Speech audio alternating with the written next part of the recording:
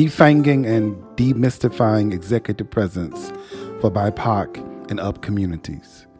What does it really mean to have executive presence? There isn't a day in my practice as an executive coach that a client asks me about executive presence. The inquiry is about, how do I have a better executive presence? I'm often at a loss for words because of the concern and the anxiety around showing one's EP. The next thing that I say is, how do you know you do not have it? The clients will often say, my manager said during my performance review that I need to work on it, or I know it is important for me to get the promotion. I then say, yes, it is an important quality to have, but it shouldn't keep you from being promoted. The silence after I make that statement says a lot.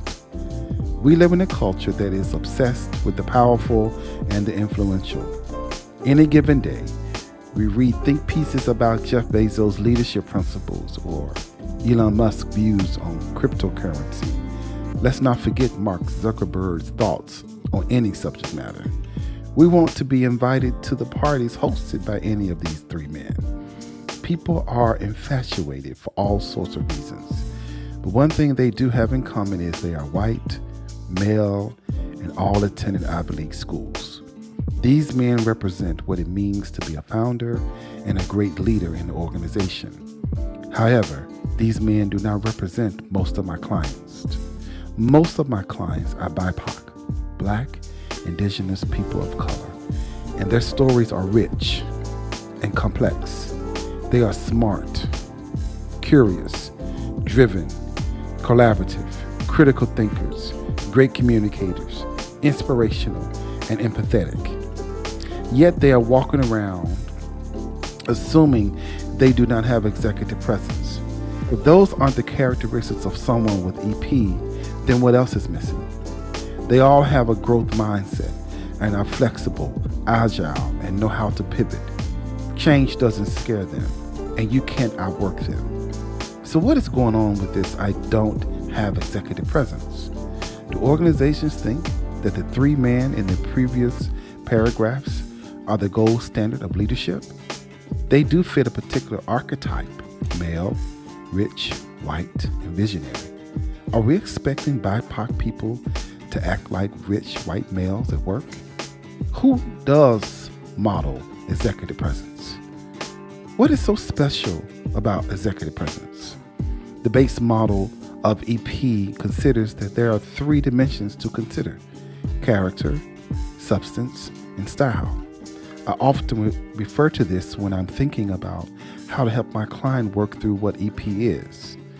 However, as necessary as this model is, it still lacks the context of what it means to be a BIPOC in the organization. So I do not start with their model. I start by asking them, how do you want your colleagues to experience you? Most take a moment and ponder the question. It is important to start here because I want my clients to remember the qualities they possess. See, when we are told we lack something, we often fail to remember what we do have. This memory helps to reignite their confidence. The client will inevitably say things like, I want them to experience me as resourceful, trustworthy, competent, confident, clear, powerful, smart, and knowledgeable. Then I say, so tell me why you're struggling with EP. They laugh because they know deep down that they embody it. This isn't to say that there aren't areas of opportunities for them. We all have room to grow. What it does say is that you are not starting from a deficiency. I want them to know that when I work with them, it isn't about what they do not have, but also what they do have and how we can strengthen it. Executive presence is a word often used as a weapon to deny BIPOC their agency. When my clients mention what the feedback has been from their managers, I then ask them to raise certain questions in the next one-on-one. The one-on-one meeting is not limited to projects and products, but should also include development. The one-on-one is a space where agency is demonstrated, which is why I tell my clients to ask these questions. Number one, can you tell me more about what you meant about me developing executive presence? Number two, What areas of executive presence do you think I possess? And what areas should I focus on? Number 3, is there a way to measure executive presence? Number 4, how does this impact promotion and why? I compel them to address this because their manager should be able to answer all these questions. If they could not, then we have a problem. The problem is, why is it being used as a development issue?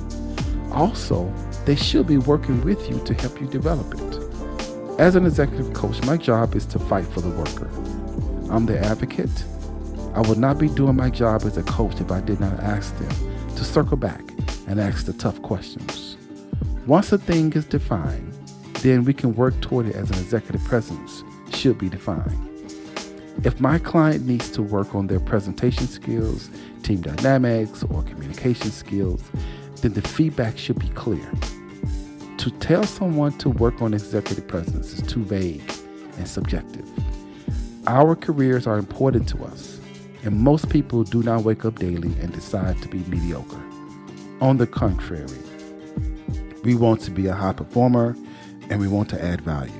But when it comes to executive presence, most BIPOC people are dinged. Why would I use such a broad stroke? Because my other clients who are white are rarely told to work on executive presence. Most of them say, I want us to work on it. I then say, have you received feedback about EP? And they say no. BIPOC and women are often told to develop executive presence. As a coach, I have to untangle and defang the idea of EP. I think about EP through the lens of emotional intelligence, managing up, storytelling, decision-making, influence, and leadership skills. These things are measurable over time, and it's a good place to build out a solid plan for my clients. The one thing that most of my clients struggle with is not executive presence. It is imposter syndrome. Imposter syndrome is crippling BIPOC and women in the workforce today. The struggle to have executive presence and to also deal with the internal turmoil of imposter syndrome is taking a mental toll on a lot of people. I will take some time to help address imposter syndrome, but for now, I want to highlight the work around clarifying and defining executive presence. As you can see, I use a non-traditional approach to EP, and this approach allows the client to discover and stake a claim of their own skills. This leads them to owning their power. They then begin to tell me what they think it is.